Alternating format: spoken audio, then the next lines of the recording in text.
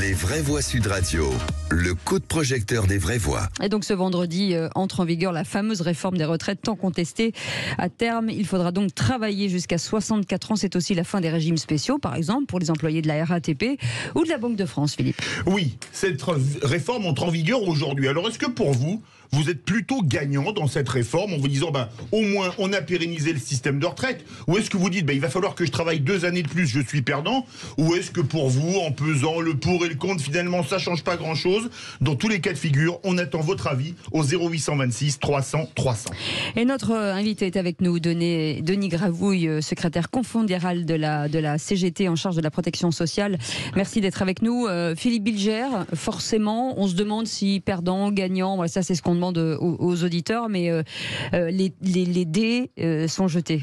Oui, vous l'avez évoqué et monsieur le secrétaire confédéral l'a confirmé, c'est-à-dire que c'est un échec des syndicats et le gouvernement a réussi à faire passer cette loi sur les retraites d'une manière qui n'est pas, me semble-t-il, conforme à ce qu'une véritable démocratie parlementaire aurait exigé. Mais n'étant pas un spécialiste de cette loi, tout à l'heure, j'aimerais que notre invité réponde à ce que j'ai lu ce matin, un article qui affirmait que, en réalité, cette loi sur les retraites n'était même pas suffisante. Elle était déjà, j'allais dire, pas assez sévère pour pallier ce qui nous attend. Et je serais curieux d'avoir son avis là-dessus. René Chiche. Écoutez, moi je me souviens que j'étais ici avec Philippe Bilger et Loïc Leclerc-Prigent et Philippe David le jour où il y a eu le recours devant le Conseil constitutionnel. J'avais dit c'est un match entre Macron et les syndicats et l'opinion. Il faut reconnaître que Macron a gagné ce match, puisque la loi maintenant est entérinée, elle entre en vigueur. Donc je ne vois pas maintenant le débat. Cette loi existe, cette loi est dans les faits. Cette réforme est prévue. Alors peut-être qu'en 2027, si éventuellement une Marine Le Pen ou je ne sais qui est élue et gagne et tente de mettre en pratique sa promesse qu'elle ne tiendra pas d'ailleurs de la retraite à 60 ans, vous voyez, même les filles aussi c'est le cas, qui ne tiendront pas. La preuve en Italie, on a vu Mélanie qui a fait des tonnes de promesses un peu comme ça démagogiques qu'elle ne tient pas. Donc maintenant, cette retraite, elle est là, on doit faire avec. Alors il y a peut-être des perdants, des gagnants, mais cette retraite à 64 ans existe, on ne peut pas faire plus. Elisabeth Lévy. Oui, alors premièrement, je persiste à penser, je le redis, un peuple qui est capable de ne se mobiliser que pour cela, si vous voulez, de cette façon de mettre le pays à feu à sang, parce qu'on va demander aux gens de travailler 3 ou 6 mois de plus, est en train de sortir de l'histoire. Je le redis, je sais que ça va ouvrir le débat avec notre invité. Deuxièmement, la question que vous avez posée me pose problème, parce que une réforme, ça n'est pas simplement est-ce que c'est bon pour vous ou mauvais pour vous. Troisièmement, je pense que beaucoup de nos auditeurs, pardonnez-moi chers auditeurs, quand même, sont dans un sentiment victimaire parce que cette loi ne change rien pour les gens qui ont commencé à travailler après 22 ans. Donc il y a quand même dans nos auditeurs des gens qui ne travaillent pas depuis 17 ans ou 18 ans.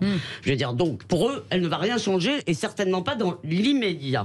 Donc, et troisièmement, et dernièrement, j'en finis là, il me semble que c'est quand même, alors elle est peut-être pas suffisante, je suis comme Philippe, pas une spécialiste, ça je ne sais pas, mais ce qui est incroyable, c'est que personne ne se dise je suis gagnante parce que mes enfants vont cotiser un peu moins, parce que moi, pour les années qui me restent, peut-être que j'aurai moins d'augmentation de cotisation. C'est-à-dire que la retraite va moins peser sur les jeunes générations, ou en tous les cas moins que ce qu'elle aurait dû peser sans réforme. Et ça, tout le monde s'en fout. C'est-à-dire les jeunes ne peuvent pas se loger, ne peuvent pas démarrer dans la vie, c'est pas grave. Nous, on veut partir à la retraite, qu'ils se débrouillent. Eh bien, je trouve ça d'un égoïsme vraiment terrible. Denis Gravouille, secrétaire confédéral de la CGT en charge de la protection sociale. On a un espèce de petit panel de points de vue. Vous, votre point de vue, c'est quoi? J'imagine que cette réforme de retraite ne vous convient pas du tout. Alors, elle ne convient pas plus avant la réforme qu'une fois qu'elle est passée.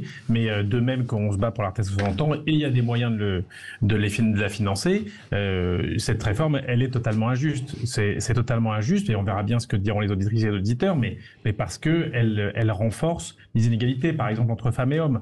Donc c'est clair que les femmes vont perdre plus que les hommes de façon globale. Ceux qui ont connu des périodes de chômage, des périodes d'inactivité forcée vont y perdre plus. Vous citiez les jeunes, effectivement, il y a de plus en plus de jeunes qui font des études longues, mais pour beaucoup d'entre eux, ça va être non pas 64 mais 67 ans pour avoir la retraite à taux plein. Et donc quand on compare, par exemple, on nous dit l'Allemagne, l'Espagne, ils sont déjà à la retraite à 65 ans. Ah oui, mais la retraite à 65 ans en Espagne, qui a été rallongée après un accord et une discussion nettement plus sérieuse, et comme le disait l'intervenant sur le débat parlementaire a été nettement plus sérieux, sauf qu'il faut 38 annuités et demie et pas 43. Donc quand on fait des études, par exemple, et qu'on se retrouve à avoir un ou deux ans de chômage, c'est 67 direct, et ça c'est évidemment complètement des inégalités inacceptables. Bon, ensuite le pays à feu et à sang, mais on a fait des manifestations et on l'a fait dans le cadre démocratique. Vous avez raison. Pardon. Pardon pour un peu à sang. Je voulais juste dire qu'on y avait passé l'année, mais vous avez absolument raison de me reprendre là-dessus. Ça n'était pas à feu et à sang. Et les syndicats ont plutôt bien joué leur partie.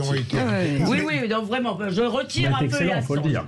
Voilà, je vous prie de m'excuser. On est tellement excellent qu'on a plein d'adhésions et que les gens ont envie de continuer à se battre. Ouais. Denis, oui, allez-y, Philippe Bilger. Non, je voulais dans le micro, sinon on vous entend pas. À partir du moment où vous dites que cette réforme profondément était rejetée en réalité par la majorité de l'opinion, comment expliquez-vous qu'elle soit passée tout de même à cause des moyens constitutionnels mais discutables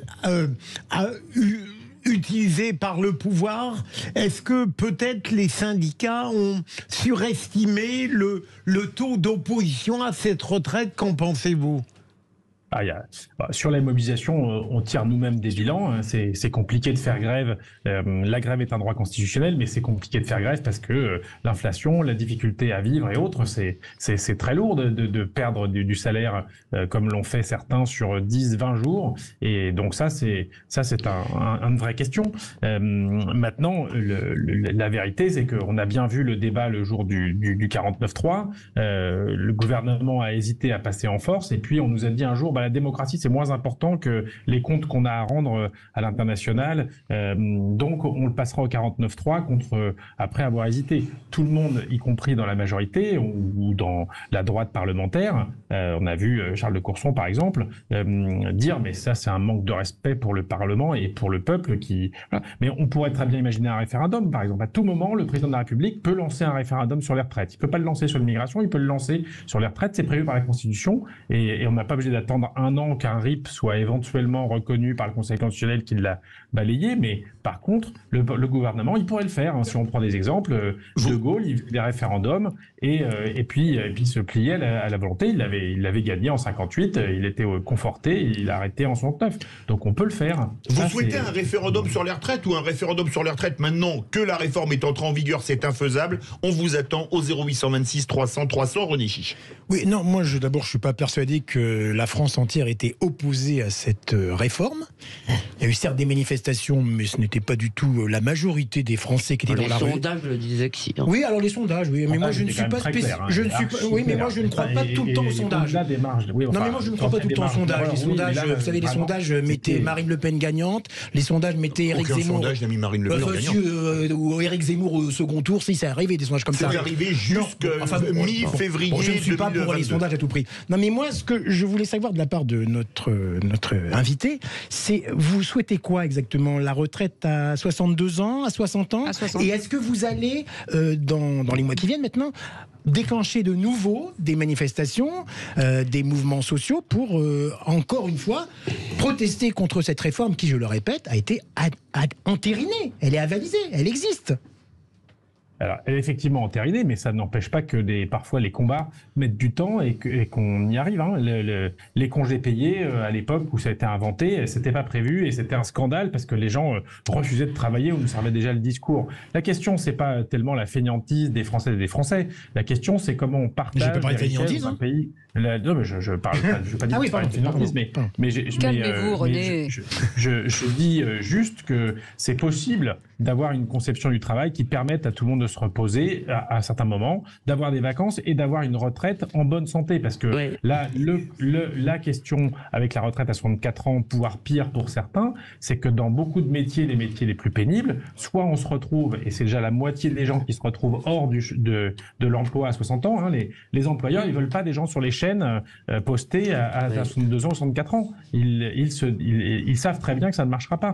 Tous les métiers pénibles, on en a plein dans la construction, une femme de chambre qui retourne des matelas et autres. On sait très bien que c'est pas la même chose à 60 ans et à 64 ans. On a déjà la moitié des gens qui sont pas dans l'emploi. Pardon, donc, excusez-moi. Travailler là-dessus. Et nous, on est pour une réforme, pour une retraite à 60 ans. En tout cas, c'est toujours possible d'y arriver, même si ce coup-ci, il a été entériné par un passage en force au 49 ans.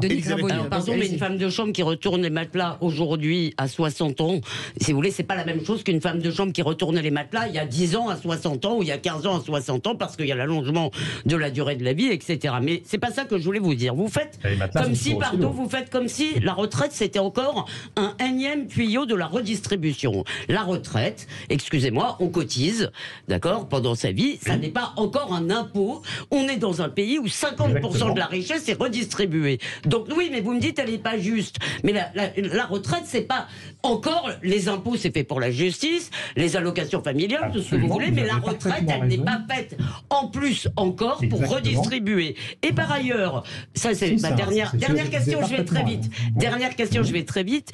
Par ailleurs, vous prenez avec beaucoup de mépris les marchés. Très bien. Eh bien, excusez-moi, si la France n'était pas endettée, parce que demain, si vous voulez, les Allemands arrêtent de nous soutenir, on devient la Grèce. Vous n'avez pas l'air de vous en rendre compte, mais c'est comme ça. Aujourd'hui, on fait la manche auprès de toute l'Europe. Alors, si la France n'était pas endettée, on s'en foutrait des marchés. Je suis pour qu'on s'en foute. Mais à ce moment-là, ça veut dire qu'il faut produire la richesse qu'on consomme. 0826 300. Restez avec nous, Denis Gravouille. Sur les cotisations. Allez-y. Avec vous sur les cotisations, ce sont des cotisations, ce ne sont pas des impôts, et c'est bien ce qu'on dit. Donc, ce sont des cotisations des Français, et on a décidé de l'usage de leurs cotisations contre leur avis. Vous avez parfaitement raison sur ce point. Il faut faire une distinction entre la cotisation et les impôts. Par contre, les cotisations, ça nécessite de mettre en place un système qui soit solidaire. Ce n'est pas uniquement une cotisation comme la retraite individuelle comme la retraite par capitalisation. C'est un système de solidarité entre les générations et entre les hommes et les femmes, entre les plus hauts salaires et les plus bas salaires. 0826 300. Yann de Mont-de-Marsan est avec nous. Yann, une réaction. Oui, alors une réaction, ce système de retraite, moi, comme la plupart des quinquas, je vais être obligé de bosser 2 ans de plus, Cécile, déjà, pour commencer. Ça, c'est sûr et certain.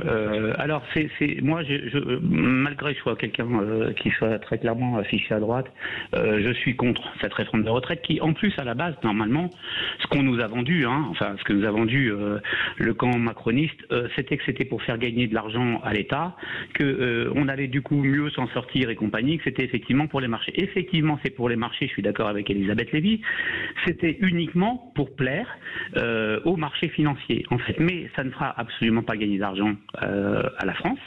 Voilà. Et puis, avant qu'on arrive à 67 ans à travailler, il faudrait déjà que les entreprises vous embauchent quand vous avez 50 ou 55 ans. C'est vrai. Et ça, c'est une autre histoire. Parce que si on a des gens qui arrivent à la retraite et qui sont payés par le RSA parce que de toute façon, ils n'auront plus de boulot, je ne vois pas à quoi ça sert. Donc, avant de parler de l'argent des retraites, il aurait peut-être fallu parler de savoir comment on faisait pour rentrer plus de cotisations et donc de re-rentrer dans le plein emploi.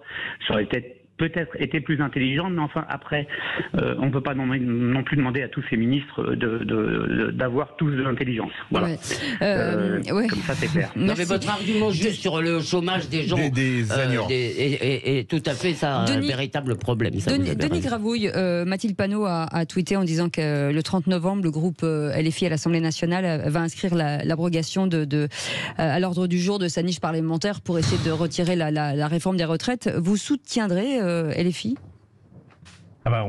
On soutient toutes les initiatives parlementaires. Vous l'avez vu, on n'était pas sectaire entre la NUPES ou le groupe Lyotte sur toutes les mesures qui pouvaient nous permettre de lutter contre cette réforme.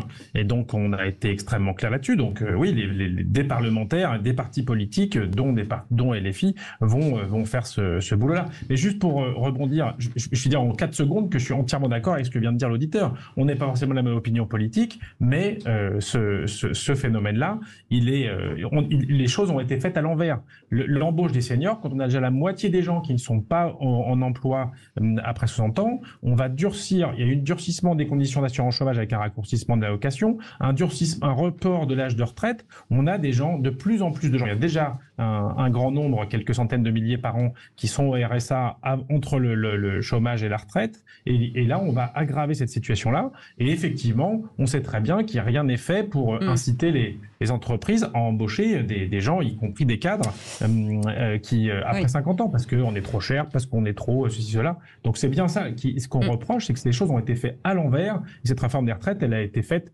uniquement pour des raisons financières et pas pour améliorer la vie des gens. Merci beaucoup, Denis Gravouille, secrétaire confédéral de la CGT en charge de la protection sociale. Je rappelle quand même que cette émission, il n'y a que des seniors. Hein. Ici, c'est une maison de retraite, cette émission. Oui. Tant que vous ne dites pas un EHPAD. Merci d'avoir Merci d'avoir été avec nous. Merci beaucoup, Philippe Bilger, d'avoir été avec nous. Merci.